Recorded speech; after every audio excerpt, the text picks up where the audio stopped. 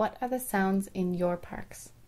In East Palo Alto, the Fit Zone initiative hopes to replace the sound of gunshots with the sound of families at play. Acting Chief of Police Federico Rocha spoke about the ideas that triggered the Fit Zones. If we began viewing crime and violence through the prism of a health issue rather than as a singular crime issue, independent of anything else, then our address of crime and violence would necessarily change. The police department partnered with the Ravenswood Family Health Center. Luisa Buada, the chief executive officer, spoke on behalf of Ravenswood Family Health Center. The thing is that violence also has a huge mental health impact on our patients. I mean, just the stress of living in a community where gunshots are going off all the time, it's a huge issue. It overlays everything else. You can have chronic disease and not be eating and exercising well, but the stress of being in a neighborhood where there's violence going on and knowing that your kids might get recruited by a drug dealer or might get jumped by another gang or shot. Whether the child's a patient or the parent's a patient, we have a big investment in doing everything to stop the violence in our community and to encourage healthy living. And part of healthy living in a healthy community is having a safe community. East Palo Alto's violent crime rate is almost double the national average. A decade ago, they were the per capita murder capital of the U.S.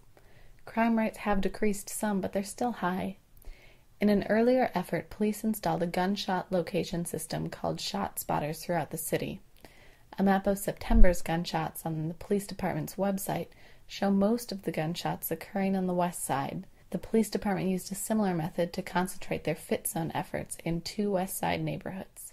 We used a shot spotter, an objective measurement, to identify 2 hot spots. Martin Luther King Park. Tiffany Howtow is a lifelong resident of the area. So Martin Luther King Park here in the Gardens, and then there's Jack Farrell in the Village part of East Palo Alto. The community helped influence where the fitness improvement training zones, the Fit Zones, would be. In the Fit Zones, there are 2 types of activities that occur. One, where we use the health navigators, the experts. Our navigators are pretty good about their ability to connect with people. All our navigators are medical assistants, mostly folks who've grown up in this community, so they're very familiar with, the services and resources. Tiffany is also a health navigator from Ravenswood Family Health Center. Most of the people that we see are actually our patients. They're always asking questions besides, what's going on in the park. They're talking to us about their health, maybe some community resources that they may need, some health topics that they're interested in, other social problems that they may be having, services to housing and food and things like that. We're just here as a representation of a community resource for the people. The second type of activity in the Fit Zones are fun outdoor sports for families to do with the police. The idea is to encourage everyone to get outside and engaged in healthy activities.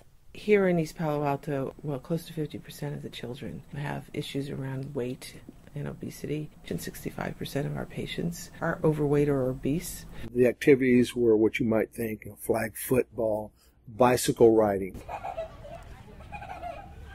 At a city council meeting, Mayor Laura Martinez talked about her experiences at one of the Fit Zones. I went to Jack Farrell Park, and the park really was alive. It was a beautiful thing. There were about 50 people out, all different ages, working out at the park. So I just want to commend the acting police chief and your staff for being a part of this and trying something new. But at least one of the council members was not supportive.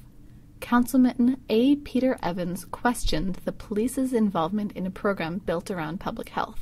I've been there a long time, Chief, and I've never seen a health program to reduce crime.